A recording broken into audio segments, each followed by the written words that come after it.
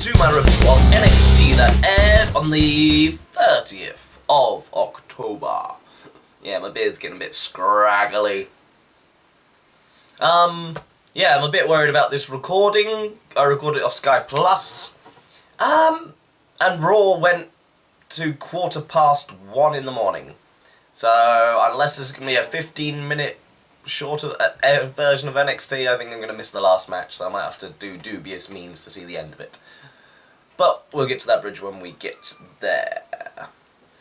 We start off with a little internet video, apparently a WWE.com exclusive. Then why is it on the TV if it's exclusively to the .com? Titus Bloody O'Neil says he's standing in the way of Sami Zayn. Oh, for God's sake. He had a title match for absolutely no reason. Oh, I'm just so... This is your worst decision you've done for NXT ever, having Titus O'Neil here. Just make him go away. Please, please make him go away. Our opening contest is a Battle Royale for the Tag Team #1 contendership. Thought we had already got this. I thought the Vaudevillains were already... Oh, well, maybe I would miss something. But, yes. We have Ty Dillinger and Jason Todd. We have Wesley Blake and the other guy, the two sort of jobby teams. So they're sort of coming up. And then we've got Enzo Kaz, Ascension, and the Vaudevillains.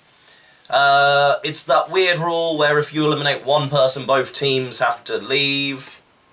Though actually there's no situation where that happens, because both the jobber teams have got each other on the ropes and they both get pushed out, so that's all 4 men out the ring. Enzo gets launched into Big Kaz to knock him out. And then the Vaudevillains, with a little helping hand from Hideo Itami, throw the Ascension over the top rope when they're looking at him. So yeah, everyone just gets eliminated at the same time. Not the most exciting Battle Royale. There wasn't really particularly many spots. Crowd really behind Enzo and Kaz. And Enzo got to fire up against the Ascension, but obviously got beaten down. Then afterwards, speaking of a beatdown, we get it on Hideo Itami, who keeps trying to attack these two huge men by himself. Well, Funaki wasn't much help, but yeah, that's what we got. Not bad, and I'm very glad that we have Vaudevillains versus Lucha Dragons. I think that's going to be a good match. Oh, we have a Divas match. Carmella, Enzo's slag, versus Emma. Yeah. As I always say, good to seeing women wrestlers go out there and do it. Have a decent match. Carmella's okay. Gets the win over Emma with her submission hold. The same. Fairly solid match. But 10 times better than what we get on Raw. Bull Dempsey versus Justin Gabriel. Yeah. Again, I think this is Bull actually looking a bit better than when he was paired with Mojo Rawley. Actually going with a decent worker in Justin Gabriel. Yeah, I can see a lot more potential in him now. He's been removed from the sights of Mojo Rawley. The last 2 matches have shown how you should sort of bring in... I'm not saying you should bring in main roster talent to job to NXT guys, but they should at least put on a decent match.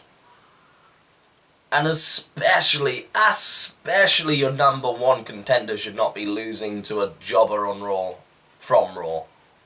That's ridiculous. Sami Zayn losing to Tyson O'Neil. Ridiculous. Don't let it happen again. Bayley's in the back, talks about being betrayed. She's been betrayed before. Funnily enough, by the person she's going to bring next week, Charlotte. So it's going to be Charlotte and Bayley versus Sasha and Becky Lynch next week. Good match, looking forward to it. Then after that we get a Baron Corbin match. Don't give a shit about this guy. He's got a cool finish that can go wrong easily. My computer's doing some crazy stuff. Right, you stop there. I'm going to carry on. Yeah. Just nothing. There's just... I don't see the point. It was quite cool. The crowd were counting. They literally counted up to 20 and Baron won. Which is quite a cool gimmick, but you can't really get... you won't get that over on the main roster. and until I've seen something from him, I can't really say he's going to be any good, so I've got no interest in him. And then a quick little video from Hideo Itami. Not only is Bailey getting a friend, Hideo will bring a friend next week because he's sick of 2-on-1 attacks. Short, sweet promo, and that's it. Then we're going to get, I think, our main event. Though, according to my recorder, I've got about 2 minutes left of footage. So, I might have to do dubious means, but frankly, I'm not that excited to see Sylvain versus Louis. Louis squashes Sylvain because, yo, did this to me! He looks really evil, but what's the point? This is a good tag team. You've got your French foreign tag team. They'd have been, like, perfect to go against, well, if the real Americans still existed. But yeah, they're just a really good, arrogant team. I don't see why splitting them up was a good idea. Bad move. And yes, as I feared, my recorder then cuts out after this match, so give me a minute, let's see if I can find something online.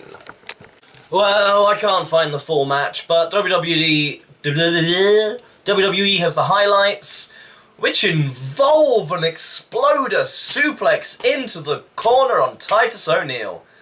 Damn, that's impressive on a man that size, and is a good thing for Sami Zayn's future. And then the Helluva kick, and Sami Zayn gets the victory. This is what it should have sodding been in the first place.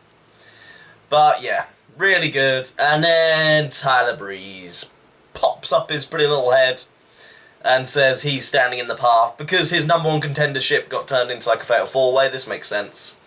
And it looks like we're going to get this match. My God, this was a good match when they had it on one of their pay-per-views. Cannot wait for this. This is how you use WWE talent. They can Raw, people can sell off my NXT. Look, this is an hour-long show and so much happened. Raw, you could really learn from this. Give long matches to people that can go. Keep them shorter if it's people that really can't. If you're just really making wrestlers struggle, don't give them long matches. Right? I thought this was a fairly good episode. There's some up and down elements. But yeah, a lot happened in this 1 hour show.